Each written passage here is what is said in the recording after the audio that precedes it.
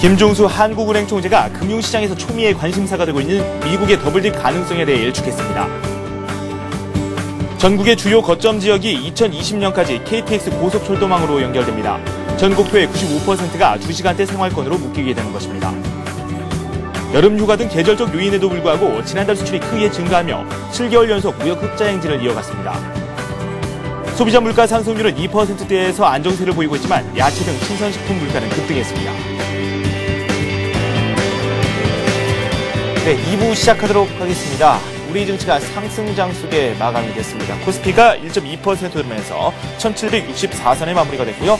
코스닥 역시 1%대의 상승세를 기록했습니다. 469포인트를 기록하고 오늘 장을 마감했습니다.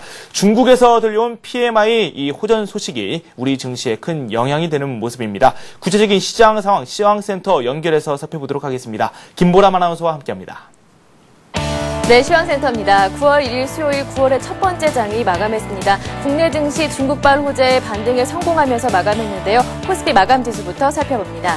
오늘 코스피는 21포인트 오르면서 1764포인트에 마감했습니다. 오늘 출발은 9포인트 정도 오르면서 1751포인트에 출발을 했는데요. 오늘 장 5일 이동평균선을 뛰어넘으면서 출발한 이후에 장중에 20일 이동평균선도 뛰어넘으면서 마감을 했습니다. 오늘 1760선 지지해주면서 마감했는데요. 오늘 장 지수의 상승은 프로그램이 이끌었습니다. 수급 상황 체크해보겠습니다. 네, 보시고 있듯이 세 주체 모두 매도 우위가 나타났습니다. 개인이 890억 원 정도 매도했고요. 기관 쪽에서는 투신권과 연기금을 중심으로 매도 우위가 나타나면서 800억 원 정도 팔았습니다. 외국인이 이 거래일 연속으로 매도했지만 강도는 그리 강하지 않았는데요. 외국인 쪽에서는 현물을 500억 원 정도 매도했지만 선물 쪽에서는 2,000계약, 3,000계약 가까이 사면서 지수 상승을 이끌어주는 모습이었습니다. 프로그램 쪽에서는 3,000억 원 가까운 매수 우위가 나타났습니다. 이어서 코스닥 가봅니다.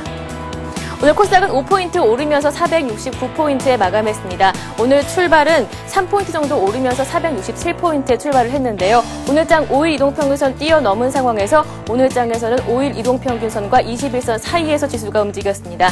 오늘 장 469포인트까지 올라와서 마감했는데요. 수급 상황 살펴보겠습니다. 기관이 100억 원 정도 사들이면서 지수 상승을 이끌었습니다. 개인과 외국인은 팔았는데요. 강도는 그리 강하지 않았습니다. 개인 쪽에서 40억 원, 외국인이 역시 40억 원 정도 비슷한 물량을 파는 움직임이 나타났습니다. 이어서 외환시장 가봅니다. 오늘 원달러 환율은 13원 70전 내리면서 1184원 40전에 마감했습니다. 오늘 출발은 1197원에 출발을 했는데요. 8월에 무역수지 흑자 규모가 줄어들었지만 7개월 연속으로 흑자 행진을 기록했다는 소식에 하락 압력으로 작용했고요. 수급 측면으로 봤을 때는 내고 물량이 나오고 있는 가운데 은행권에서도 달러 매도세가 나오면서 역시 하락 압력으로 작용했습니다. 오늘장 1184원까지 내려와서 마감했습니다. 오늘장 시총 상위 종목들도 한번 체크해 보겠습니다. 코스피부터 살펴봅니다. 네, 전기 전자 종목들과 그리고 철강주들이 약세를 보였는데요. 삼성전자가 약보와 포스코가 0.6% 내렸습니다. 반면에 자동차주들이 오르면서 현대차가 1.7% 올랐고요. LG화학 역시 강보함 유지했습니다. 삼성생명이 0.9% 오르면서 공모가 다시 회복했고요. 현대모비스도 3.9% 올랐습니다.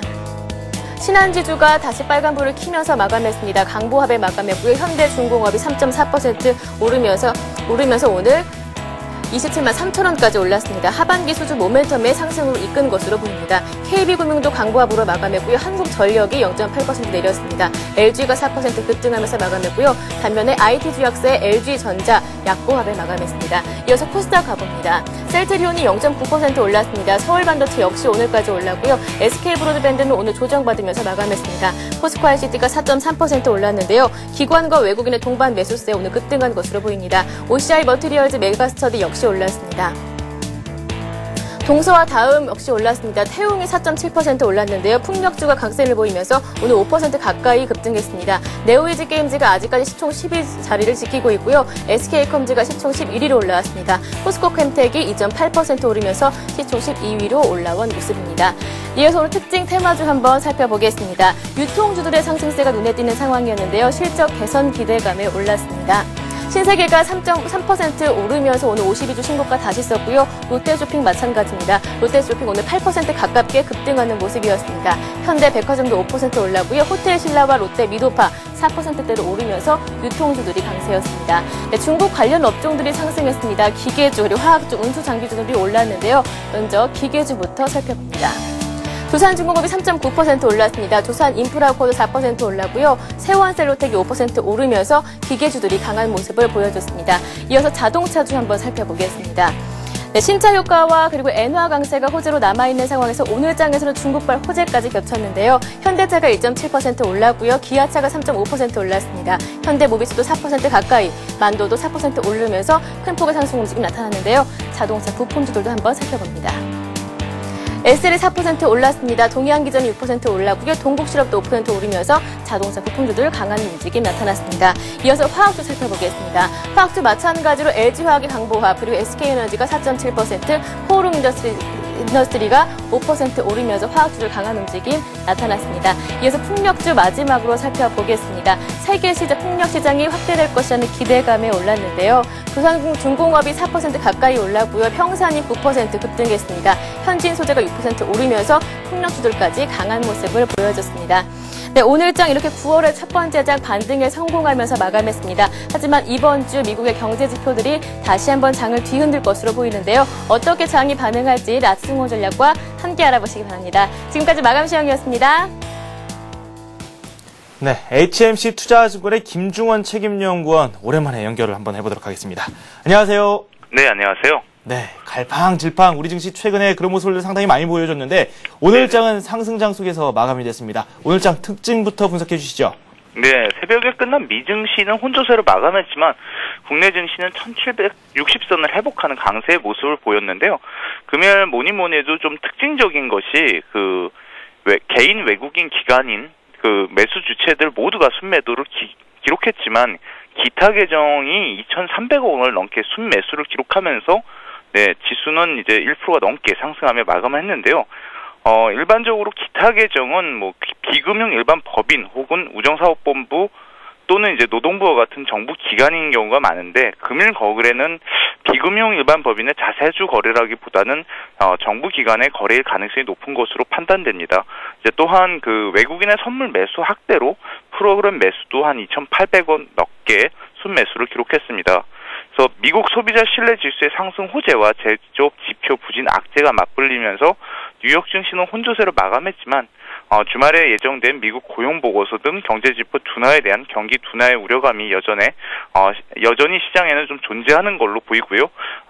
반면 이제 국내의 경우는 최근 발표된 매크로 지표 등 대체로 좀 양호한 모습을 보고 있어서 글로벌 증시와 대조적인 상대적으로 양호한 모습을 이어가고 있는 형국을 보이고 있습니다.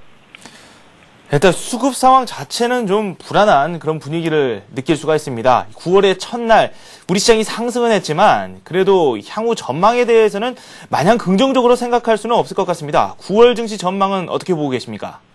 글쎄 지금 같은 경우에는 국내 증시가 그렇게 딱히 나쁘지도 않고 상대적으로 보면 강세인데 그렇다고 따지자 보면 사서 어떤 수익을 내기도 쉽지 않은 모습을 보입니다.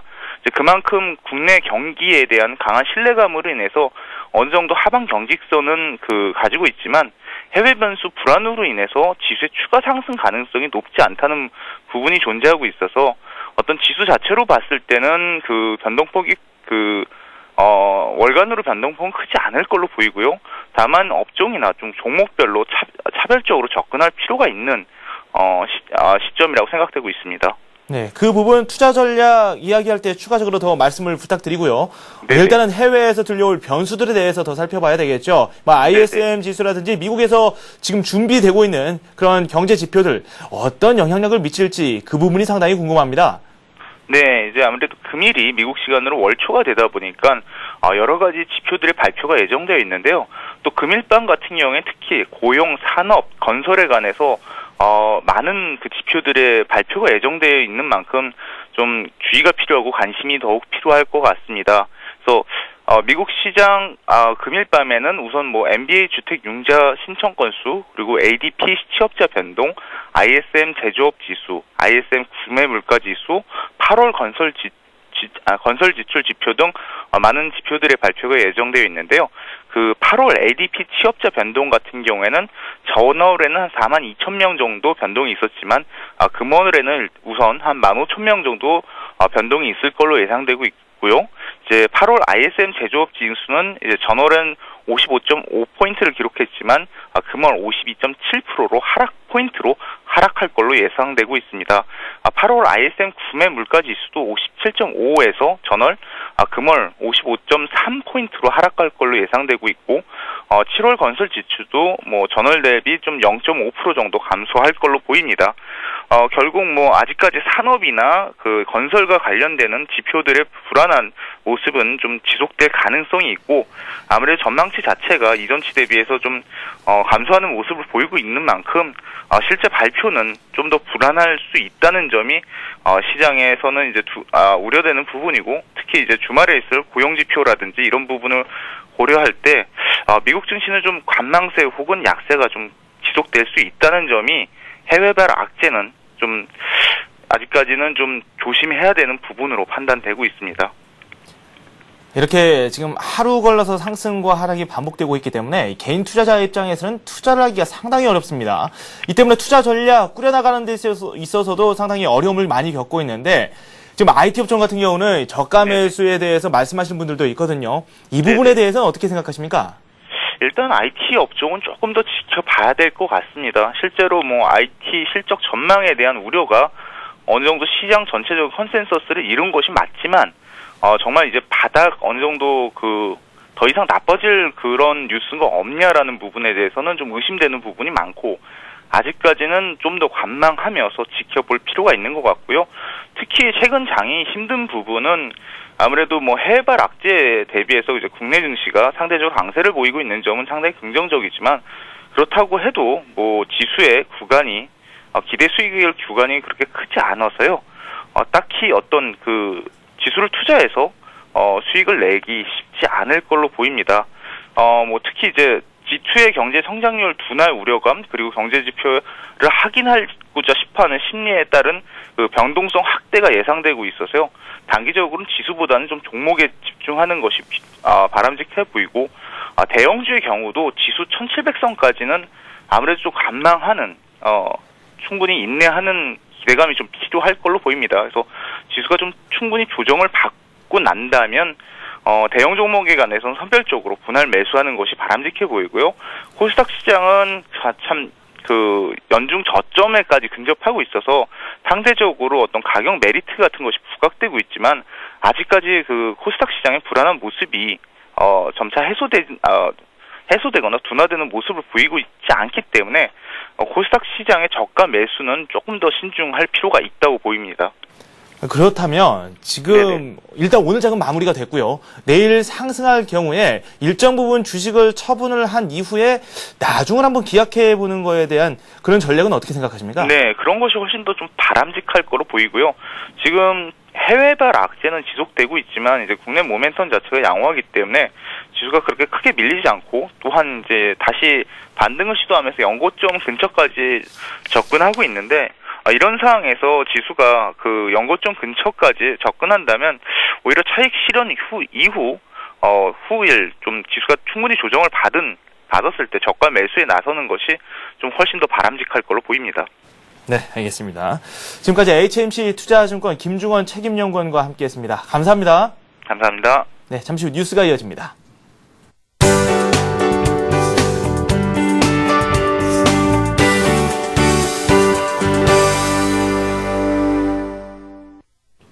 이 시각 주요 뉴스입니다. 김중수 한국은행 총재가 금융시장에서 초미의 관심사가 되고 있는 미국의 더블딥 가능성에 대해 일축했습니다. 김 총재는 오늘 국회에서 열린 경제정책 포럼에서 미국에서 더블딥이 발생할 가능성은 거의 없다면서 국내 경기는 상승세를 이어갈 것이라고 예상했습니다. 이에 따라 김 총재는 향후 물가 관리에 집중할 것임을 시사했습니다. 그는 소비자 물가 상승률이 내년에는 3%를 넘을 것이라며 내년 말까지 이에 대응할 필요가 있다고 강조했습니다. 물가 상승 압력에 대응해 한은이 기준금리를 단계적으로 인상해 나가겠다는 시그널을 시장에 보낸 것으로 해석됩니다. 전국의 주요 거점 지역이 2020년까지 KTX 고속철도망으로 연결됩니다. 전국도의 95%가 2시간대 생활권으로 묶이게 되는 것입니다. 구축 전략에 따르면 대구에서 부산 간 경부고속철도 2단계 사업은 11월 개통되고 대전과 대구 도심 구간은 2014년에 완공됩니다. 호남고속철도는 오송에서 광주 구간이 2014년에 광주에서 목포 구간이 2017년까지 완공됩니다. 수도권 노선인 강남 수서에서 평택 구간은 2014년까지 건설됩니다. 포항과 마산, 전주, 순천 등에는 경부 호남고속철도와 연계한 KTX를 운행하기로 했습니다. 정부는 이번 계획이 완성되면 1시간 30분대에 다닐 수 있는 지역이 전 국토의 80% 이상에 달할 것으로 분석했습니다. 여름 휴가 등 계절적 요인에도 불구하고 지난달 수출이 크게 증가하며 7개월 연속 무역 흑자 행진을 이어갔습니다. 지식경제부가 발표한 8월 수출입 동향에 따르면 지난달 수출은 작년보다 29.6% 증가한 375억 2,900만 달러를 기록했습니다. 수입도 29.3% 늘면서 354억 5,200만 달러에 달했지만 무역 수지는 20억 7,700만 달러 흑자를 보였습니다. 지경부는 여름 휴가 등 계절적 요인으로 수출이 줄어 흑자 규모가 감소했지만 양호한 수준이라고 설명했습니다. 지경부는 세계 경기 회복세에 힘입어 올해 연간 무역 흑자가 320억 달러 안팎에 달할 것으로 예상했습니다. 이는 정부 목표액보다 90억 달러가량 많은 것입니다. 소비자 물가 상승률은 2%대에서 안정세를 보이고 있지만 야채 등 신선식품 물가는 급등했습니다. 통계청에 따르면 8월 소비자 물가는 지난해 같은 달보다 2.6% 올랐습니다. 7개월째 소비자 물가가 2%대 상승률로 안정세지만 신선식품 지수는 작년보다 20%나 상승했습니다. 특히 무가 127% 오른 것을 비롯해 마늘이 85%, 배추 36% 등 신선 채소 물가가 25%가량 올랐습니다. 정부는 이에 따라 내일 물가 불안을 해소하는 대책을 발표합니다.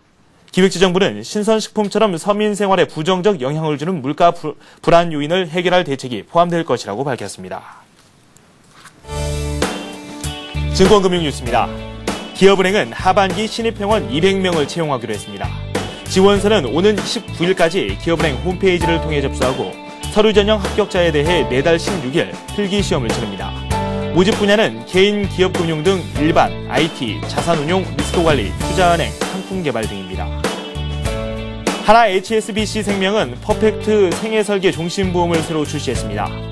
이 상품은 보험 계약자가 사망 후 유가족이 보험금을 받는 다른 종신보험과 달리 계약자가 살아있을 때 보험금의 일부를 먼저 지급받아 생활자금으로 사용할 수 있는 것이 특징입니다.